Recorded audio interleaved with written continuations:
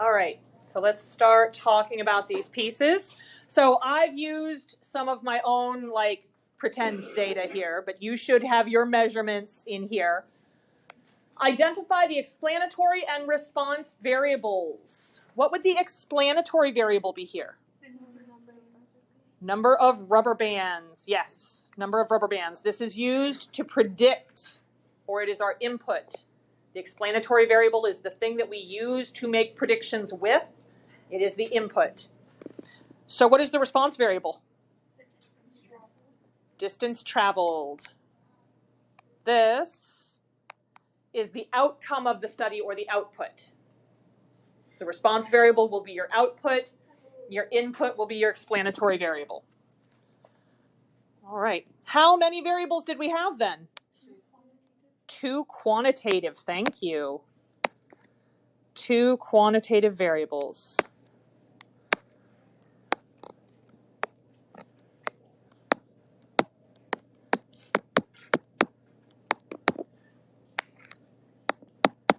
All right, so when you go to make your scatter plot, the x-axis was made for us.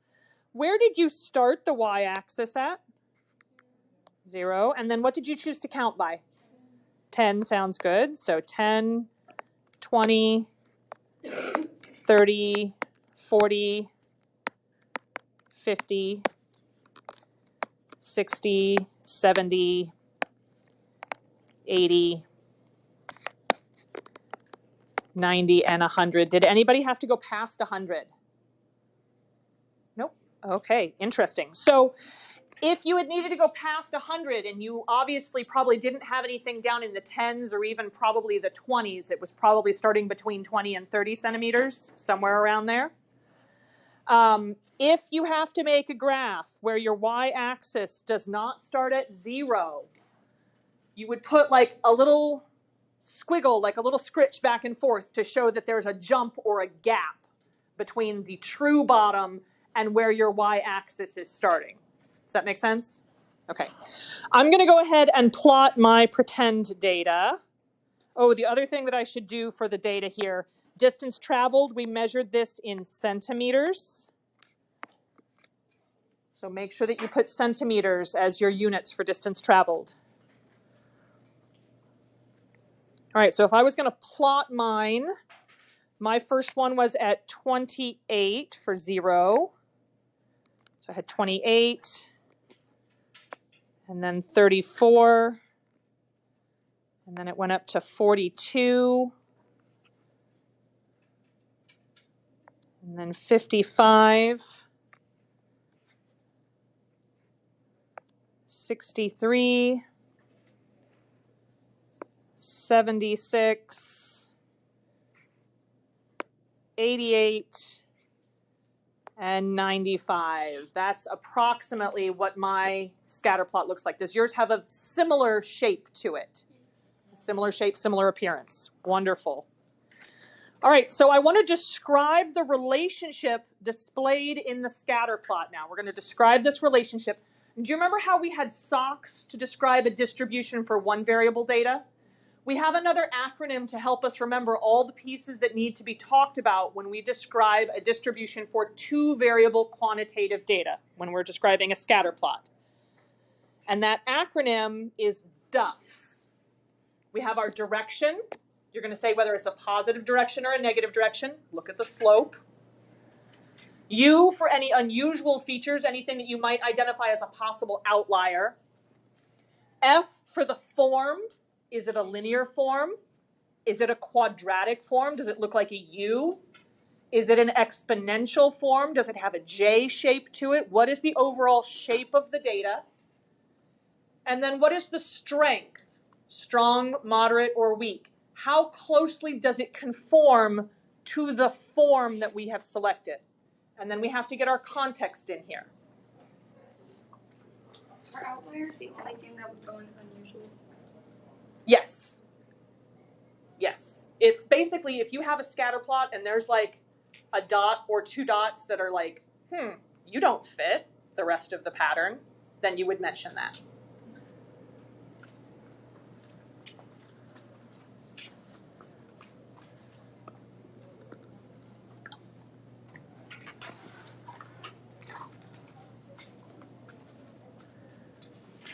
So let's work on describing the relationship that we see in this scatter plot. I'll come right back to this screen, so if you're not done copying all this down yet, that's okay. I'll come right back to it. So looking at my scatter plot here, we want to describe the direction. Would you describe this as a positive or a negative? Positive. We want to talk about any unusual features. Does it look like there's any unusual features here? No, there's no dots that like are surprisingly out of the pattern for me. Then we want to talk about form. What shape does it look like? Looks linear.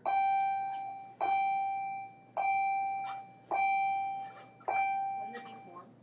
That would be the form. The form would be linear. Yes. And then we want to talk about the strength. So how closely does it look like a line? I would say this one's pretty strong. Like I could grab a straight edge, and while I might not be able to hit all the dots with my straight edge, I'm going to come real close to all the dots with a linear pattern here. And then we have to get our context in here. So this is a scatter plot showing me what? The relationship between the distance traveled and number of rubber bands. Yes, the relationship between the number of rubber bands and distance traveled. So here is my description. I said there is a positive, strong, linear relationship between the number of rubber bands and distance traveled. Now, one of the other things that you sometimes see in these explanations is being really clear about which one is my explanatory variable and which one is my response variable. So number of rubber bands is my x variable. So I might put x next to rubber bands. And distance traveled is my y variable. And then I wrote, there are no unusual features.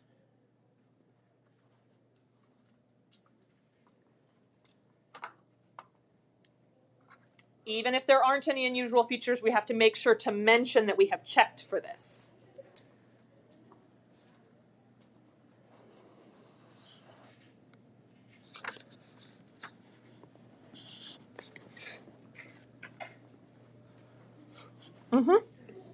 Yes.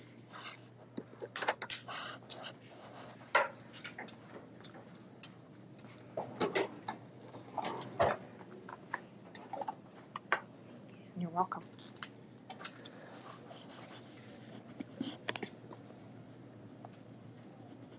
When we have a scatter plot, the x-axis will always be the explanatory variable.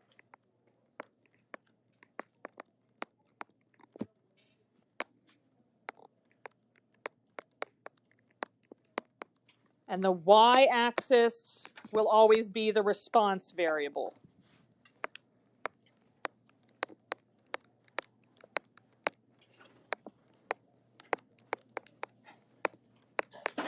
All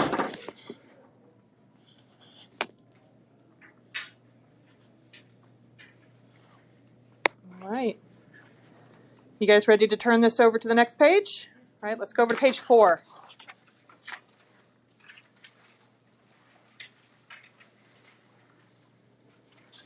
Scatter plot, again, explanatory variable goes on the x-axis, response variable goes on the y-axis. Describing the relationship, we use Duff's plus context. We already wrote all this down on the previous page, so I'm not going to take the time to read through it all again. But what I would like to look at is the check your understanding next.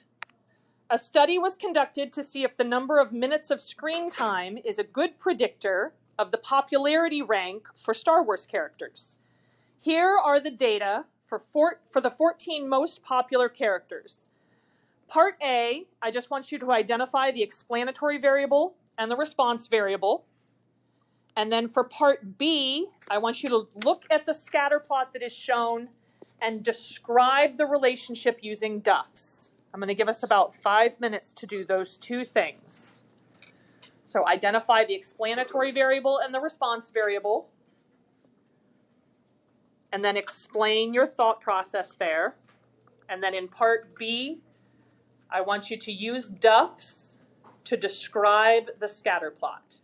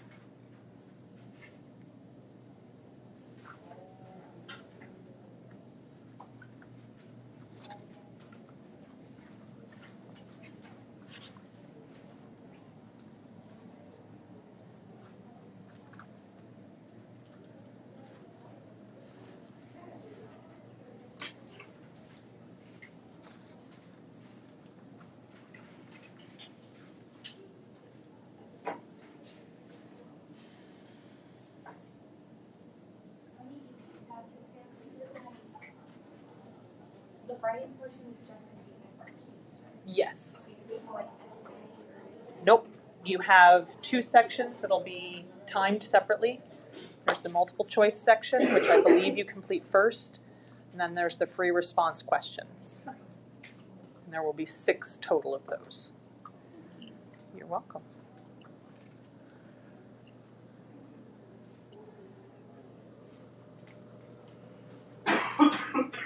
About 2 more minutes, and then we're going to go over the check your understanding.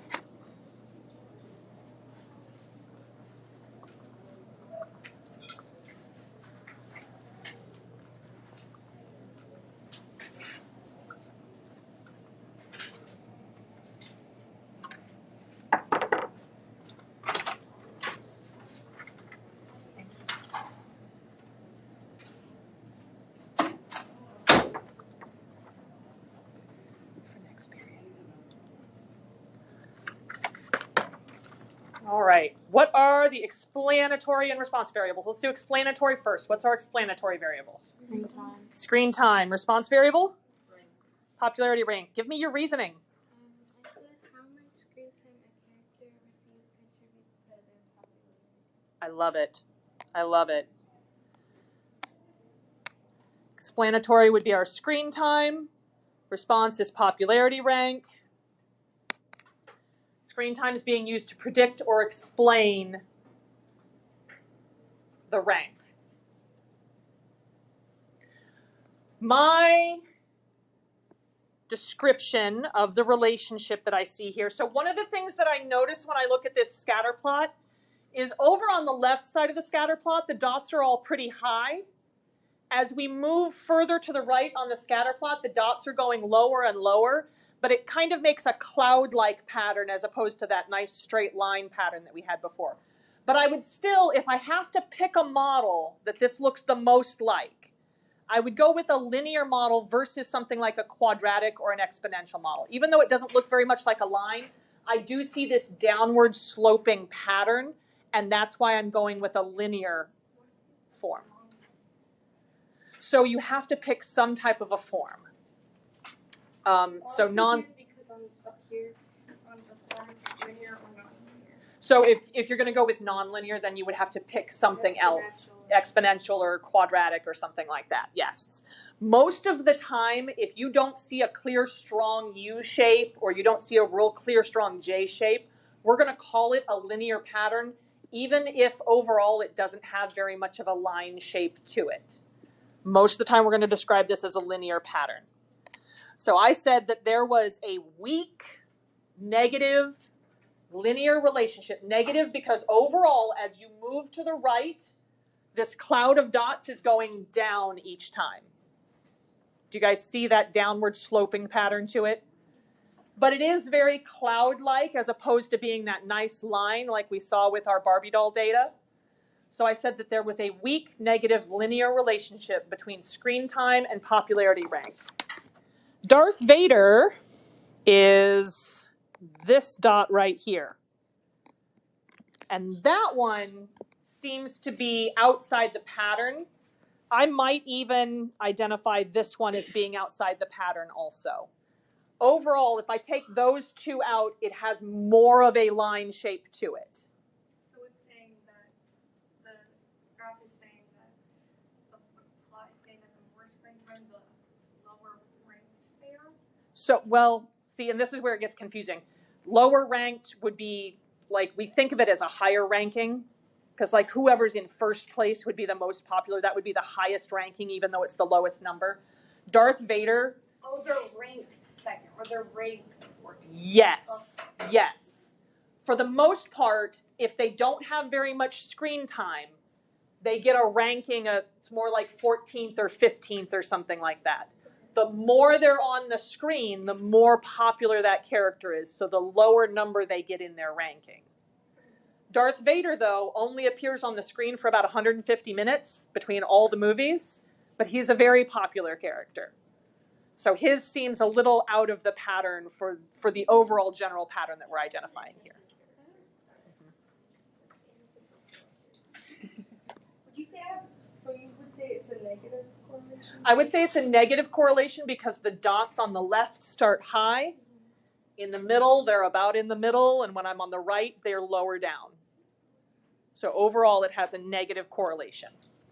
Thank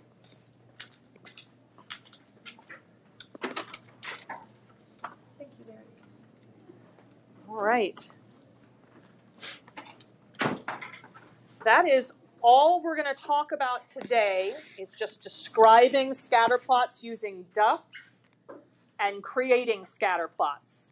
The homework that you guys picked up on your way in the door is going to be due on Tuesday. Remember, we don't have school on Monday, so Tuesday will be the next day after tomorrow when I actually see you. So today's lesson and tomorrow's lesson is what you will need to complete that homework.